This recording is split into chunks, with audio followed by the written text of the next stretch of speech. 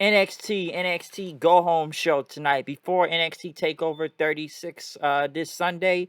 What do they really have planned out with NXT? And my opinion, been in some rough weeks lately. Can this Go Home show at least look good enough, better than Raw did last night for their Go Home show for SummerSlam? But this is Takeover. So what do we got going on this week, huh? We do kick it off with Malcolm Bivens or the Diamond Mine, him, Roderick Strong, and I still don't know who the last guy's name is was in the ring. Obviously, we're not even going to mention Tyler Rust at this point, so we're just going to move along with that and give literally no explanation. But since Kushida is not medically cleared all of a sudden, for whatever reason, he's supposed to face the Cruiserweight title tonight, it was an open challenge now.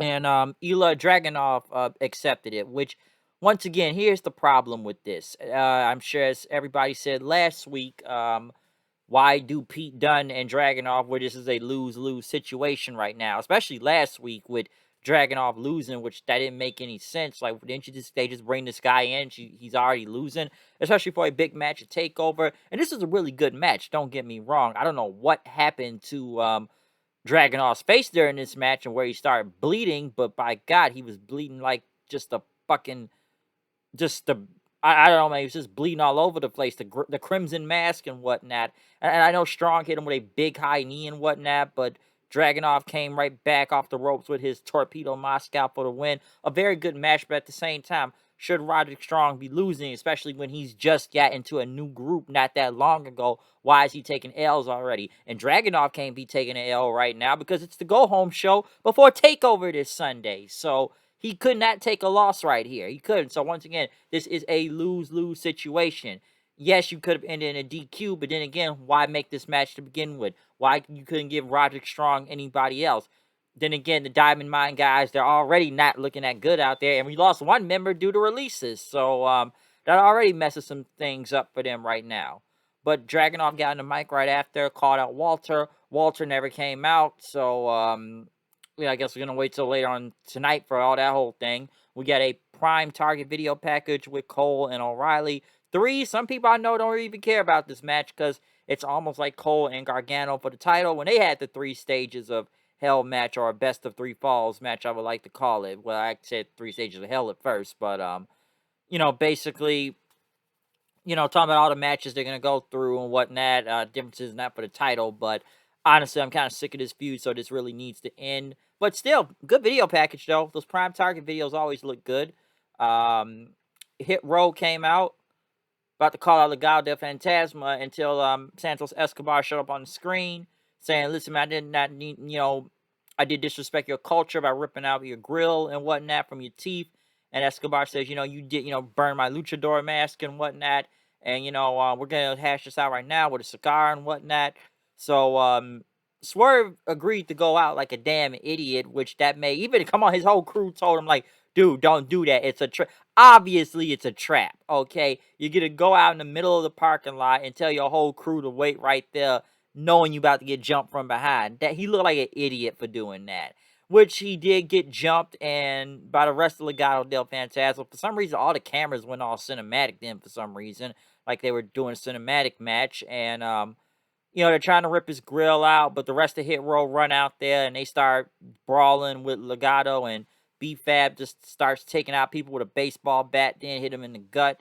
Top Dog just throwing people across the metal gate and everything, and then, they threw Escobar into the garage door, and then Swerve took his grill back, and they basically Legado got their asses kicked again, which they get their asses kicked a majority of times, it looks like nowadays, by everyone, but in this feud, I feel like they've gotten their asses kicked a lot of times. Hit Roll, they continue to look like badasses, and a very good segment too. But still, Swerve did look like a damn idiot just kind of walking out there by himself, knowing you was gonna get jumped. It was the obvious trap, okay? But in a way, it did work in his favor because just hit him, just started they won. They just basically went out there and they kicked their ass. Even with a trap, they still had the upper hand. Well, then again, it was 4 of them anyways, and one had a baseball bat, but still though. Ted DiBiase was on commentary for the next match. Cameron Grimes versus Josh Briggs, since Eli Drake set this match up. Grimes still got the win with that, caveman stomp, even with the Butler suit on. Drake ended up punching Ted DiBiase then, which Grimes checked on him. But then, Drake ended up hitting the blunt force trauma and whatnot to take him down. Johnny Gargano and Candice LeRae were still not happy about the whole Indy Hartwell and Dexter Loomis or Index thing and whatnot, which Indy was all happy and having a T-shirt and whatnot. And as they call Loomis, a creep, and Gargano says, I hope you liked that cake last week. And then, Indy said, he liked the cake, but even had room for pie afterwards. Oh, good shot, good shot. All right, uh, pie. Had a lot of pie. I'll say that. Next, we continue this oddball team of Zoe Stark and Io Shirai. As Stark saying, we're trying to be partners. We're trying to get close together or whatnot. I'm trying to learn Japanese. And Io basically says, I don't like you. I like the titles, though. I just don't like you. But we got to be a team to hold on to the belts, okay? Next Index, though, which there was a loud happy birthday chant for Indy Hartwell because it is her birthday today. So good on her, especially for a big happy birthday chant. They went against Robert Stone or Robbie E for some reason. Is Steven Seagal for whatever reason. And Jesse Kamea, Taya was out there with him.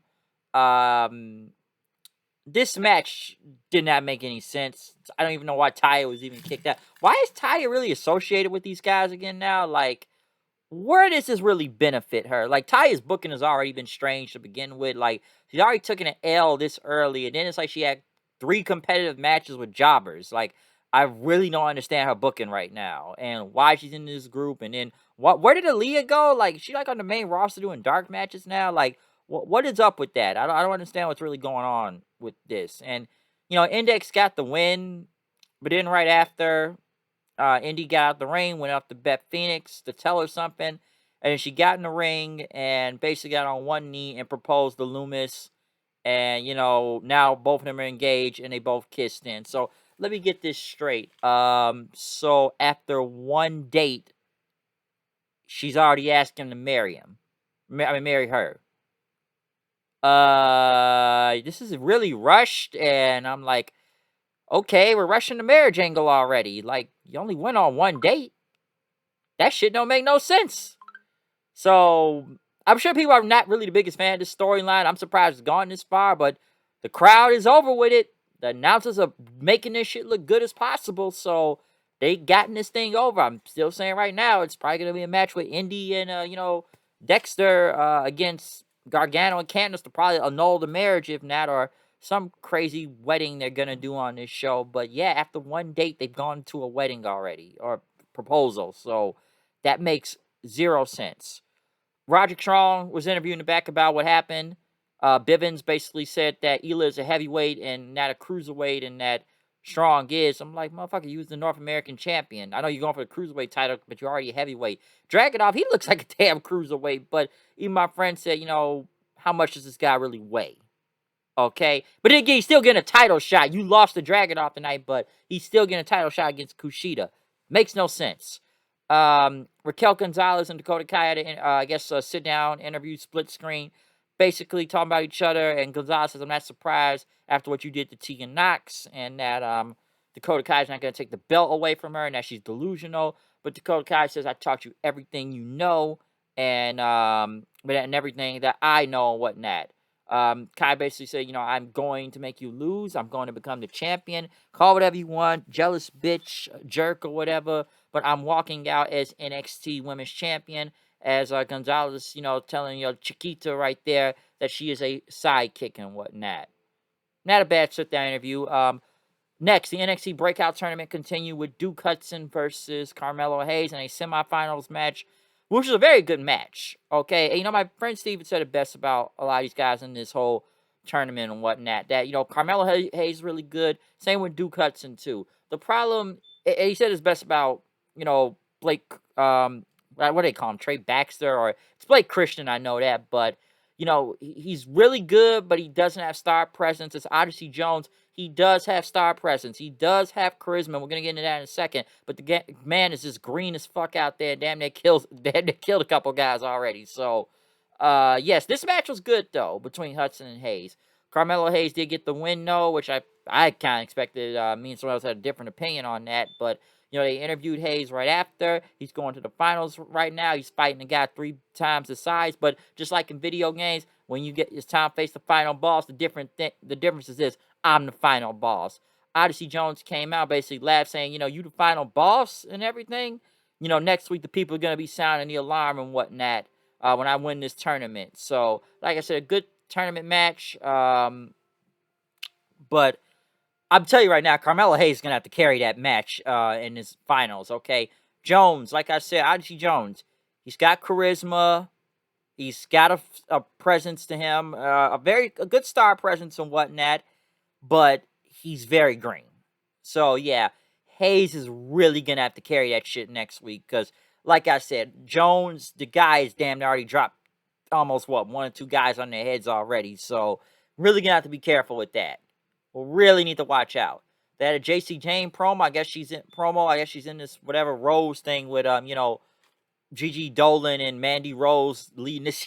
Funny. They says, what is Mandy Rose really gonna teach Gigi Dolan, Priscilla Kelly there? Like what? How to be hot? Maybe. Like I was just kind of being funny about it, but she's already hot on her own accord. So I'm like, what is Mandy Rose really gonna teach, especially in this stable or whatever they're going with? I don't understand that, but we'll see where it goes. Teddy DiBiase was talking to Cameron Grimes, then talking about sorry to put you in this position, but Grimes says, I had money and everything. I was all this. I want that $1 million title, and I dropped the ball and whatnot, okay? But, he told DiBiase, to support and everything. I am going to go in. I am. Why am I getting a phone call during the review? Hello. All right. Yeah, man, every time I do these fucking reviews and I get a phone call every bloody time. You hear me? Every bloody time. Makes no sense. I get a phone call during the review. Makes me lose my train of thought then of what I'm talking about. Like I said, what is Mandy Rose really going to teach? I don't know, okay? But let's move on to the next segment here. But yeah, as I was saying in this show, Ted DiBiase. Basically, Grimes was fired up and say he's going to get that $1 million title. He's going to go straight to the moon.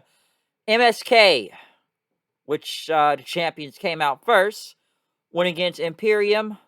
Of course, the people sing along to their theme song, like in UK and whatnot. I kind of figured who was winning this, but I'm like, okay, the champs came out first, so I already know where that's going. But this was a good match between MSK and Imperium. Of course, Walter ended up coming out with them, trying for the goal for distraction and whatnot. But Dragunov came out and attacked Walter then, which helped MSK get the win.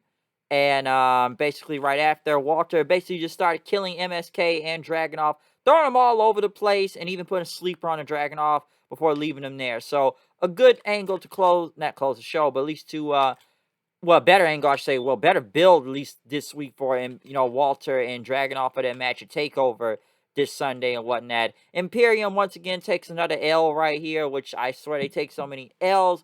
I don't even remember the last time they really ever got wins. So I never, I kind of figured they may have won the tag titles, but I'm like, Dragunov's got to come back out. So I don't think they were going to win the tag titles at the same time. So yeah, MSK ended up retaining. Pete Dunne and Rich Holland cut a promo, basically Holland says he's coming for Timothy Thatcher next week.